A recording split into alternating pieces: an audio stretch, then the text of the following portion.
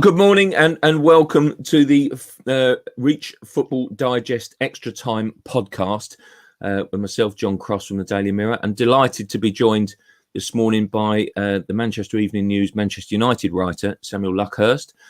Very good morning to you, Sam, and thanks so much indeed, everyone, to joining us this morning. I'd like to say there was plenty to digest, really, from from yesterday's game at Stamford Bridge. Yeah, I think we were sat a couple of seats apart from each other, weren't we?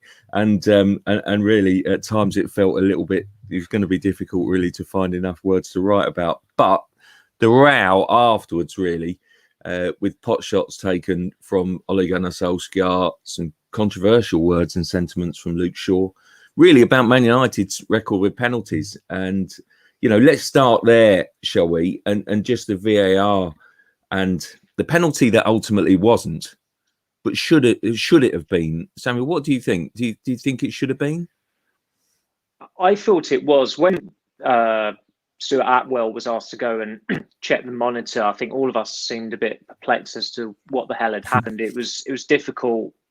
I suppose it was difficult for them to communicate why he was doing it. I kind of vaguely remembered a minor handball shout. And then, of course, because we didn't have replays or monitors to check, I think it was pretty much, from myself anyway, going off as I go, which is about a minute and a half behind, waiting for it to come round. And the Chelsea players next to us on the substitutes were getting up, looking for a monitor. And I think it was clumsy from Hudson-Odoi. I mean, why his hand was up there. I certainly think at the start of the season where there were so many daft handballs being given, there would have been no debate there. But given the unnatural positioning of his arm, I thought it was a handball. But I think the problem United are starting to generate now is that they're doing an awful lot of carping, particularly where 2 weeks previously Harry Maguire was moaning about not getting a penalty at West Brom, about not getting penalties, and they're starting to look extremely desperate. I think penalty decisions obviously have to be judged objectively, but you look at United's record against the Big Six in the Premier League, they've gone 8 hours now without scoring a goal from open play against any of the other 5 teams, and it's almost as if they sound and act like they just need a Bruno Fernandes penalty to bail themselves out at the time. Solskjaer said afterwards that's done us up 2 points. Well, it didn't. That was it's probably about midway through the first half, I would have said. Not even that. 14 minutes. Well, there you go. 14 minutes. I mean, there's more than there's a hell of a lot of time for Chelsea to get back into it or what have you. So I think at times Solskjaer trips over his words in press conferences or when he's, especially in front of the cameras. I remember him telling us on the last pre-season tour in Perth, that he actually prefers speaking when the cameras aren't there. That's not really done us any help whatsoever going ahead. It's all the broadcasters, and you probably saw him do about 6 chats with radio and TV afterwards. And when you're that pent up about it, you're bound to say something that's going to make you look a bit daft. And United were desperately trying to row back on what Luke Shaw said yesterday evening.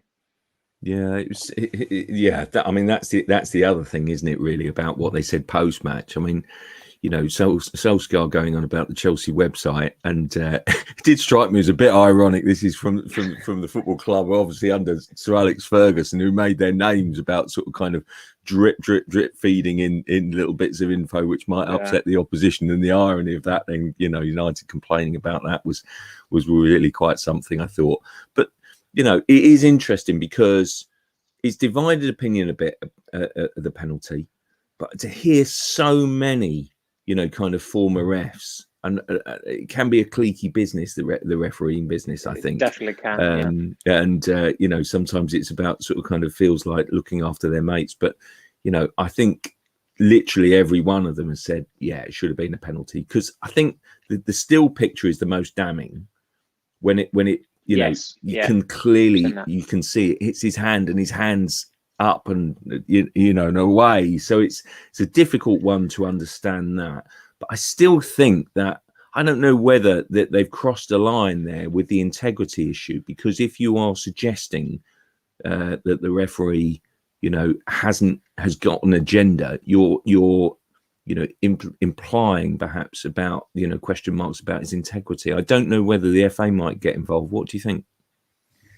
I think there's a chance they will do because of that buzzword integrity. There are certain lines with referees that if you cross them, it seems to warrant an FA charge, and it's a strange time with certainly refs in England. I can't make up my mind whether people are against them or for them, especially after what happened at Ipswich, Portman Road a couple of weeks ago when the referee obviously squared up to one of the players. So there was an awful lot of sympathy for him. I think if you look at the overall footage, there's a lot of grandstanding from him with just the way he's acting in that incident, and it really didn't reflect very well on him.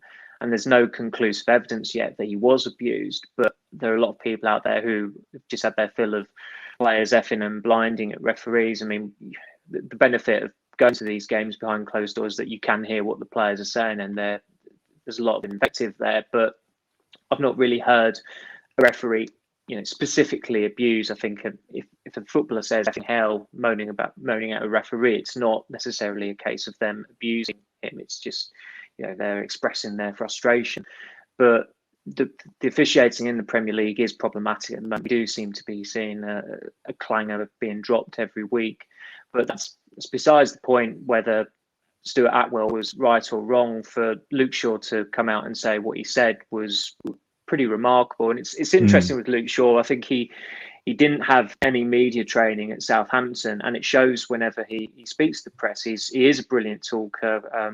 You spoke to him, I'm sure, plenty of times. I've interviewed him a couple of times, and he is so candid, and he delivers sentences that prick up ears, or that's a brilliant line in a very blasé way. Like, I don't think he necessarily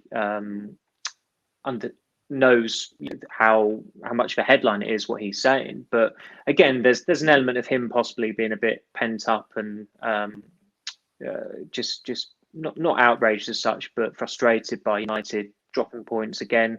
I think that was their fourth draw in the last 6. So the momentum has well and truly tailed off, and I think most teams always look for an excuse, for a scapegoat, but they went about this in a very ordinary way. Yeah, they did really. I totally agree with you on the referees. I just think we're at a crisis point, aren't we? Yeah. That basically we do need to, support referees, and not someone that's sort of kind of advocating abuse, but I do think at the moment we're seeing the worst generation that I can ever remember. Yeah, and I agree. VAR is only good up to a point, because it's only as good as the human beings operating the system. Basically, this is the point, isn't it? I think everyone thought, VAR would come in and it would be this fail-safe system, and it would be amazing, and it would completely remove all and every single controversy that we've had. And I just don't think it works like that. I'd love to see the setup of teams. So you have a regular referee, as good as you can possibly, have and recruit, taking charge, but he would have a regular VAR partner.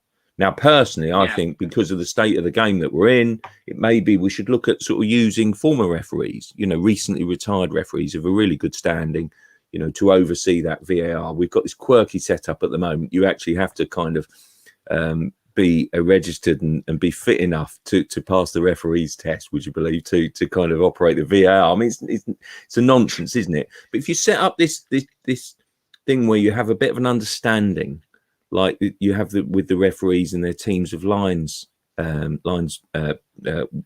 or women, then I think that basically you have an understanding and a reasoning of what might stand out or what might cause, what might be worth looking at, and that when you have that regular interaction, I think you have a better, scope of whether something is worth looking at, what appeals to whatever. And I just think that sort of setting up a teams would go a long way, because at the moment we seem to have so many inconsistencies. We seem to have a huge controversy every day.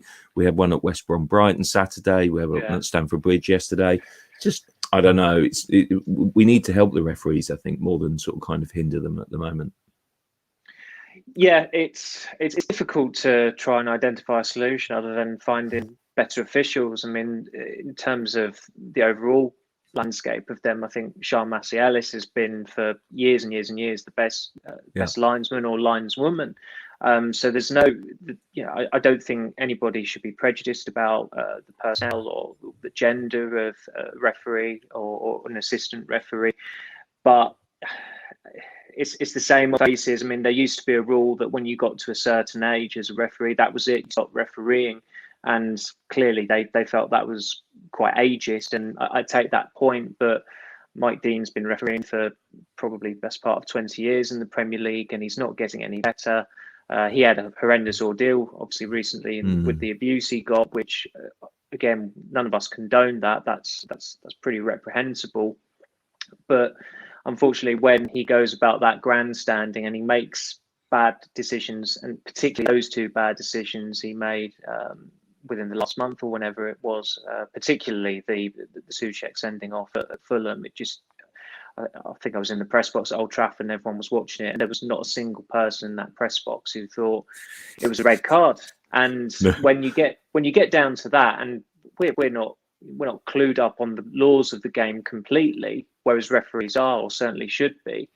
But it's just a common sense approach to it sometimes, and unfortunately, that's completely lacking this collection of referees. I mean, I grew up seeing David Ellery, who was quite a supercilious referee. Jeff Winter was, rather obnoxious, I thought, at times in the way with his style. But I think this lot at the moment, they are worse, which is some going, really.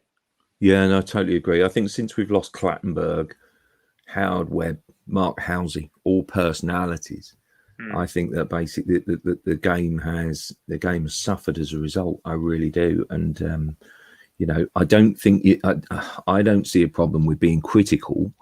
It's a line obviously we mustn't cross, but I think being critical and kind of having an opinion isn't licensed though to go out and be sort of kind of fulsome in your in people being abusive on social media. I think there's got to be a line there somewhere. And I do think that basically whether referees are getting enough support from the Premier League and the PGMOL, so that it's a big issue. It does though bring us back to the point though that ultimately no penalty meant no goals, and for Man United it's a fascinating one, isn't it? Because their record against games in what you'd call the traditional Big Six, they're not all necessarily in the top six at the moment, by the way, which it should hasten to add.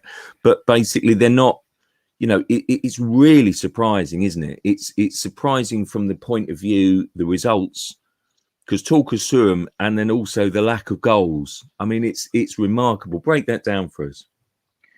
The irony is that they're the highest scorers in the league. They're probably going to lose that status this week because City are only a goal behind, and City have got 2 home games. United have got 2 away games. But it really does boil down to the over-reliance on Fernandes and just the lack of personnel prepared to pick up the baton whenever he drops it. Rashford's got a good goals record this season. I think he's on 18, and he's just 5 shy of career best haul in one season. But his performance level, more often than not, has been poor, and that's why I think someone like Mason Greenwood has had a lot of acclaim recently, even though he's not had the numbers to back it up, because his performance level has been good. But the main issue is the number 9. They've got a number 9 who isn't a number 9, in Anthony Martial, who was finally dropped at Chelsea. When he was brought on again, I think you could have probably planted a tree up front. You'd have got more movement out of them. He just does not have it in him to play that role. He had a pretty underrated season last season. As a centre forward, scored 23 goals, did very well, but that just looks like an anomaly. And the thing with Martial is that he doesn't respond well when his nose is put out of joint. Ibrahimovic came in 2016, took the number 9 off Martial. I think Martial went on social media just changing all his images to him wearing the number 9. It was a very passive aggressive and petty way to react to that. Alexis Sanchez came in. That meant Martial wasn't going to be playing on the left. In the summer, he ended up asking for a transfer. And now Cavani has come in. And I think United specifically recruited Cavani as someone who, because of his age, would help Martial, would keep him on his toes rather than tread on his toes. But he's trampled all over his toes this season because he's just a better striker. And as soon as they got Cavani up to speed, it was clear that he should be starting more often than Martial. But I think Martial must have started about 12 more games this season than Cavani. And they have the same number of goals. They're both on 7 goals. And that's, again, going back to the goal scoring. I think Rashford's on 18 goals. And then the third highest scorers joint are Cavani and Martial on 7. So it's a big gap going from Rashford in second to those two, who are the two number 9s. And United didn't have an awful lot in reserve in attack on the bench yesterday either. Matters injured and probably preparing for his curtain call. He's out of contract at the end of the season. Amad Diallo is so callow, and I think they're going to just try and ease him in when they see it fit, really. And yesterday wasn't the occasion for that. And I mean, Donny van der Beek, I suppose, is technically an attacker, but I don't think he's ever looked unlikelier of playing for United at the moment. He's been injured recently, but I think that will he ever be? Do you think? Will he ever be? Do you think it? I mean, because you and I have both watched Champions League games. Yeah. You know, when Ajax have been really, frankly, excellent, and you know that their technical levels have been outstanding, and Van der Beek was a huge part of that. And it's difficult to say. I don't know whether it rests on Pogba's future or kind of whether it was really a signing that would ever fit in with Solskjaer's plan. But can you see a future for an undoubtedly gifted, very, very technical, good player at United? I think it pretty much hinges on Pogba going, because then United have no choice but to play Van der Beek in one of those holding roles in midfield as the attacking one, and then they've got someone like McTominay or Fred sitting, even though McTominay's goal-getting season has been really impressive. But Van der Beek thrived in the Ajax side, playing as a number 10, and looking ahead to the Euros, if he is a starter for the Dutch, he'll probably be playing as a number 10 there as well, because they've got De Jong and Wijnaldum, which seems like a very good triangle to have in midfield. They're behind, I suppose it'll be Memphis Depay playing up front for them, but he is not going to oust Bruno Fernandes as United's playmaker. And he must have known that in agreeing to come to United. The circumstances behind the deal were kind of interesting, that he clearly was not a first choice target. That was Jack Grealish. Aston Villa outpriced United. Real Madrid weren't going for Van der Beek when it seemed like they had a free run at him. So United had that option of signing a Dutch player who scored at Ajax, brilliant Champions League pedigree, Netherlands international, only 23, for I think a maximum £40 million. So it was a no-brainer. But then Ole Gunnar Solskjaer has not really concealed that Van der Beek wasn't a first choice target. There have been times when he should have played him, he hasn't played him.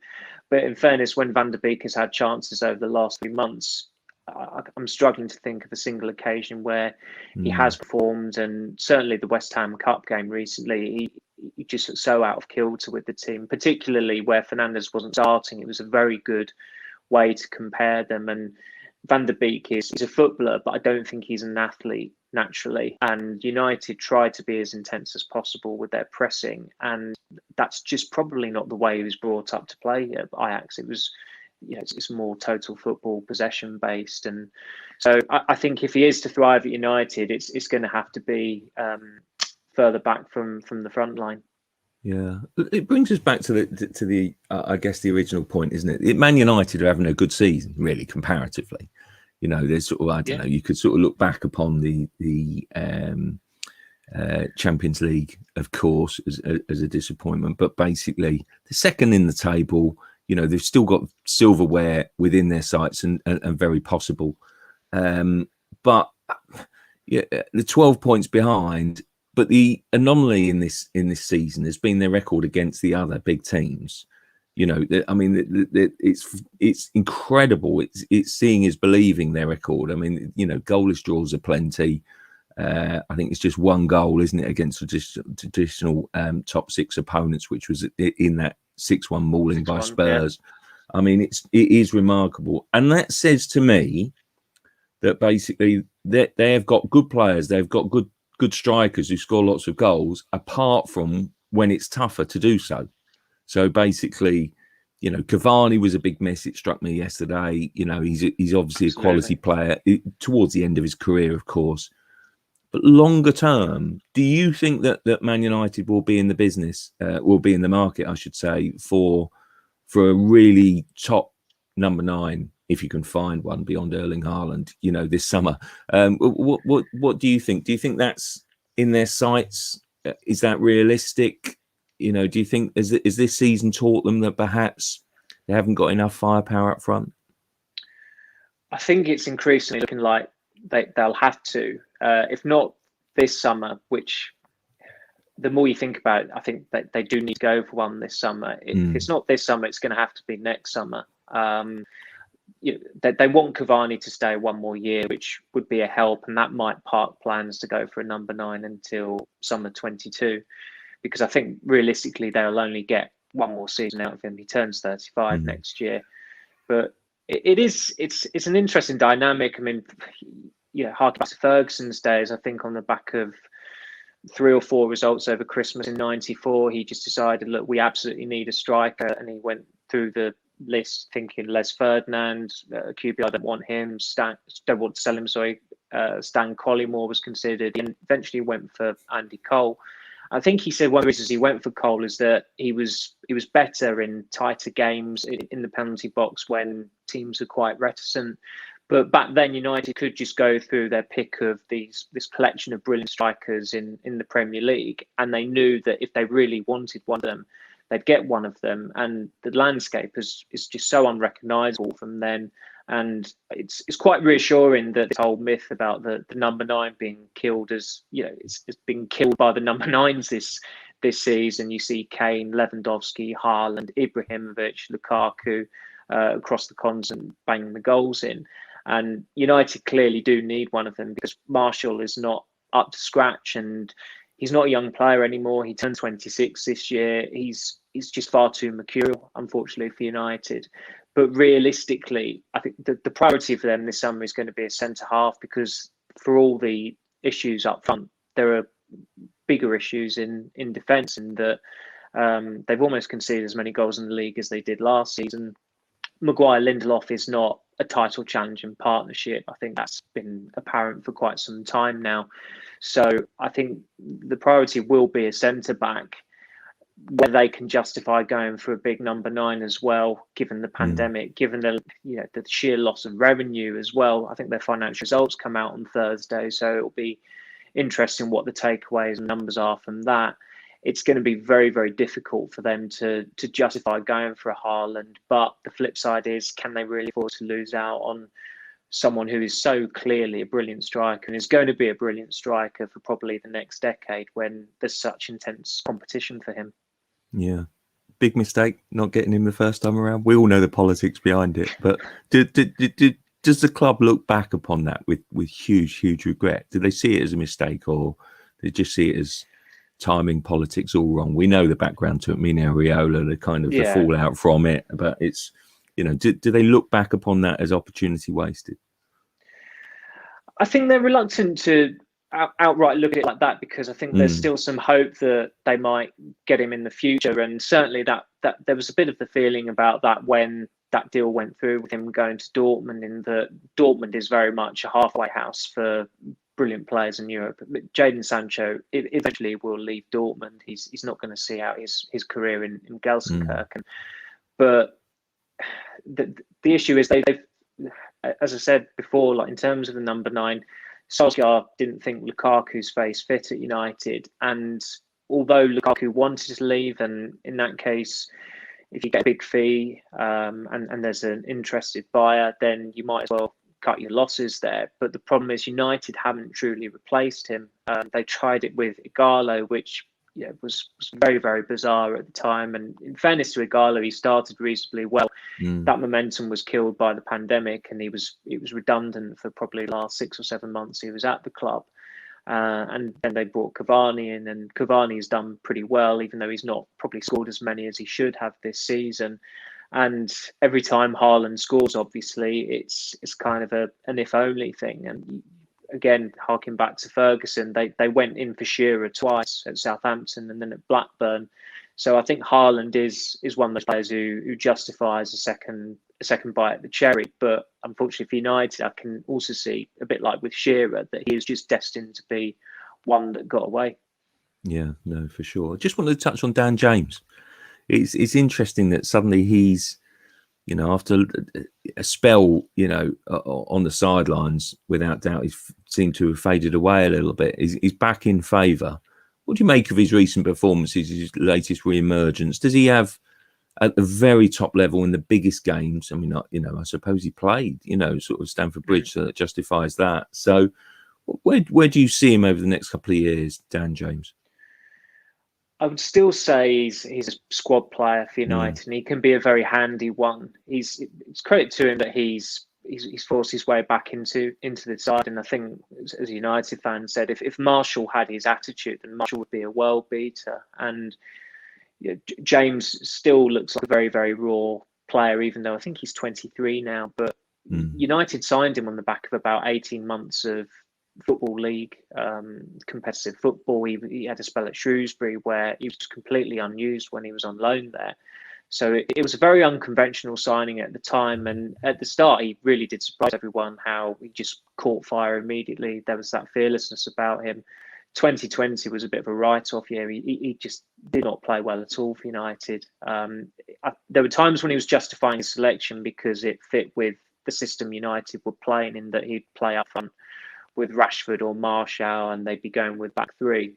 But United have moved away from that this season, and certainly there was a bit of interest from Leeds again in the summer in taking him on loan. And up until about a fortnight ago, I'd have said that he'll need a loan in the summer, and that still might be the case. But the way it's going at the moment, he's played his way back into the first team plans, and I think it's quite reassuring that Solskjaer looks at his attitude and thinks, well, he's really given his best shot, and there are other players in the team who don't put that level of commitment in, and there's only so long you can go without rewarding that.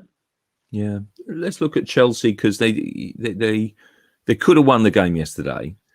I think that would have given them a huge, leg up, really, a huge confidence boost in the battle for top four. There's certainly a long way to go, and I must say I fancy Chelsea to finish in the top four now. I was kind of, sort of, I don't know. Yeah. I respected Frank Lampard so much for what he did that I kind of almost got blinded, couldn't see the wood for the trees, that maybe sometimes it changes as good as a rest, and a new voice is what's needed. And Tuchel has just revolutionised things, hasn't he? I mean, we were both sat there, weren't we, on the Chelsea side, of the dugout, basically, or the dugout areas. He was entertaining, wasn't he, really? He's very vociferous. He's very expressive. He's got these incredible histrionics on the touchline. He looks as if he's going to be, quite fun and entertaining in the couple of years that he gets at Chelsea, because that's all a manager he ever gets, really, at Chelsea, let's be honest. But it served the club well. But he does look quite an entertaining character. Do you fancy that they will ultimately finish top four? It's going to be a tight thing, the battle for the Champions League places. But do you think they'll make it, Chelsea? I do. I mean, the great thing about going to Chelsea is that when we're normally in the press box, you glean a lot of colour from the dugouts there. And yesterday, it was, even though we were a little bit further away, it was probably better in that we could hear what he was saying. And we've just done a colour piece on Tuchel's histrionics, as you said. But he's clearly an excellent coach. You don't coach at Dortmund and PSG, and then Chelsea, he brought the eye of Chelsea, and he's gone there as well. I can see him as a coach as maybe shaking up another league in 2 or 3 years' time. But they've got so much talent. I mean, I think in one row yesterday, Ziyech, Pulisic, and Werner all sat next to each other, and it must have been the most expensive row in history that's ever been at a football ground. And just looking at the other teams there, I think West Ham. West Ham fans are very, get giddy quite easily. I know a couple of them, and I don't see them really seeing it out. If they finish top 10, I think that's a really good season for West Ham, a progressive season under David Moyes, who's found his level again, is doing very well there. Leicester had that tendency, and I think, unfortunately for Brendan Rodgers, he's maybe gaining a bit of reputation for capitulations in the run-in. They should have walked to Champions League qualification last season, but their form just deserted them when it counted most. And Rodgers obviously had a Liverpool season, then 13-14, but Leicester had to be in contention there. I think much depends on whether Liverpool get their act together. They got a win yesterday against Sheffield United, although that was to be expected, given that Sheffield United are destined for the Championship. But given Tuchel's start at Chelsea and just his decisiveness and that ruthlessness with Hudson-Odoi at Southampton, I think there's an awful lot to be impressed by. And having watched United come up against his PSG side 4 times, he commands respect of big players and big personalities as well, like Neymar and Mbappe, Cavani being another when he was at PSG. You have to have some gravitas as a coach to be able to manage those egos. So I think he might be one who bucks the trend of the average shelf life of a Chelsea coach, but probably not too much longer than that. No, it'd be interesting to see, really. As you say, he's got so much talent at his disposal. Hudson-Odoi, I think, did come off with a slight knock at half time. Yeah. He's been quite brutal in his management of him, hasn't he? But, Ziyech, I was so looking forward to seeing him in the Premier League. And yet I only feel we've ever had, small glimpses of him. He had a little purple patch in the autumn when it looked as if, oh, here we go, it's lift off. But it was a bit frustrating, really. Should have scored yesterday, I think, really. It was a good save, but really shouldn't have given David De Gea the opportunity to save it. Kai Havertz, one of the most exciting talents in Germany, yet really to, catch light in the Premier League. And for Chelsea, I think largely because English football being English football, we don't know quite where to play such mercurial talent. Really. And that's a fault with English football, let's be honest. I'm sure Thomas Tuchel will know where to play him in the longer term once he gets the players and the setup that he wants. But it is interesting that I think that if it hadn't been for the handball controversy and the VAR controversy, I think Tammy Abraham would have found, despite not playing, despite not being on the squad, I think would have found himself on quite a few of the back pages this morning in bigger headlines, because when you're not picked to even make the squad, when you've got the enlarged squad, obviously with the 9 substitutes to choose from and sort of big parties, then it's going to be demoralising for a player like Tammy Abraham to be told no, actually, because I think the word before kickoff was he had a slight ankle injury. There's no diplomacy with Tuchel. Tuchel tells it how it is, and he quickly cleared that up, didn't he, and said that no, actually he just wasn't selected, and he's basically got to get used to that, and basically he's doing just fine, but he wasn't good enough to get in the squad, and I guess that's going to be very, very difficult for some players to take, isn't it? Because if Abraham really was realistic, I think he probably thought this season he did so well last year, maybe he has a chance for the Euros. Well, he can't possibly if he's not been even selected for the bench. It's going to be difficult, isn't it? There's lots of square pegs into round holes, I think, this season for Tuchel, isn't there? Yes, and you look at the England squad, how it's shaping up for the Euros, you'd think that Kane, Calvert-Lewin are the 2 number 9s they take. And if you have to take a third, you're probably looking at Danny Ings as having an outside shout of getting in there. I remember when Abraham was at Swansea and he did an interview, and he said, it must have been 3.5 years ago, and he said that his dream was to win the Ballon d'Or, and a lot of people laughed at the time. And fair enough. I can understand why they did, but it also showed some ambition on his part to want to do as well as he possibly could. But I think even then you thought it would be a big ask for him to actually establish himself at the Chelsea in Chelsea team, and he had that platform last season where they had the transfer ban and Lampard came in and was always going to give the academy players a fair crack of the whip. But then normality has resumed after the transfer ban was lifted, and they've spent a lot of money. And I suppose the irony is that someone like Werner hasn't really justified that expenditure so far, and neither has Havertz. So there's always been some wiggle room for Abraham. So it's testament to the evergreen Olivier Giroud that he's still starting for Chelsea in these games at the age of 34. I think in hindsight, if United were to have signed someone from Arsenal in January 2018, it probably should have been Giroud rather than Alexis Sanchez, because I think Giroud would have been more more what they needed at the time. But with Abraham, it just looks like that he's going to have to cut ties with Chelsea in the summer, and that's going to be a wrench for him, because he has had that opportunity and he might get those opportunities again. But where he's such an athletic forward, and Tuchel clearly, I think, has shown that he's prepared to not just play him through the middle, which might bode well for him in the future. But if he's to be a big player in the Premier League, it has to be elsewhere. And he did very well with Villa when they got promoted to the Premier League a couple of years ago.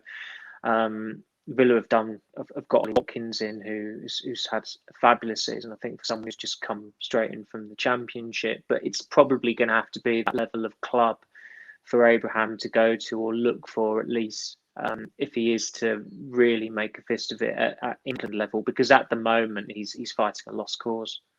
Yeah, no, I totally agree. It's interesting times really ahead for both clubs. Maybe Chelsea's best opportunity, bearing in mind they've got a sort of a manager of Champions League pedigree, is in the Champions League. You never know, because I think that sort of finishing top four is going to be their primary target.